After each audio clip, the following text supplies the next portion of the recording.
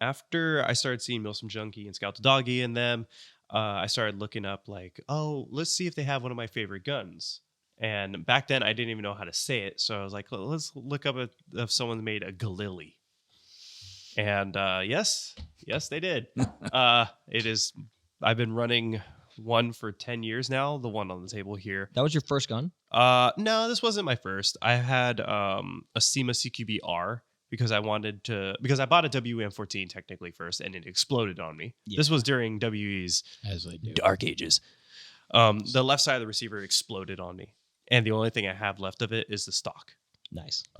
But after that big bundle, I bought a SEMA CQB-R, and it lasted me as long as I needed it for. And then after I knew about how airsoft is played at my home field and what I could get and should skip out on, because a lot of noobs buy a bunch of crap that they never use. Yeah. And they That is just a waste fact. money.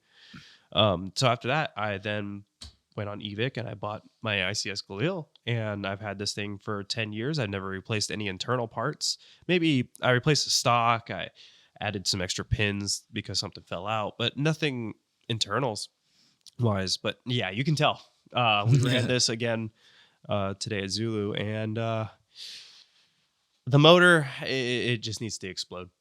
Once something goes out on it internally, it's getting put up. I'm going to hang it up. I'm not going to try to bring it back. I think it finally deserves a rest. I've got a whole bunch of more of them that I can know. Yeah, you two with the damn Galils. I'm really impressed with how good condition it is in. Like how good of a condition it is in for You keep 10 saying years. that.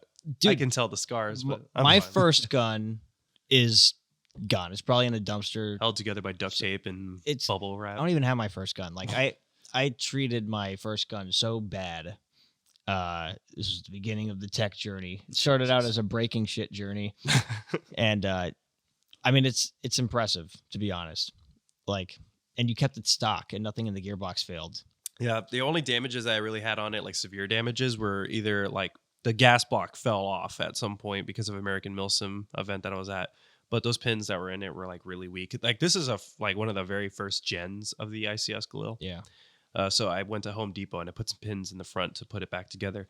The stock was broken off by someone else that picked up my gun without asking me and dropped it. So Cool. I've kept it as clean as I could. I've taken care of this thing. But I have boxes of parts if I ever wanted to rebuild it again. But if it finally gives out, then I'll just switch over to one of my other ones that I'll keep rebuilding. I also have a magazine that I got autographed by Markiplier, Bob, and Wade at a PAX South event when they were doing that. But when it came to me getting into airsoft, that was that story. But USAirsoft as a whole began like right away after that.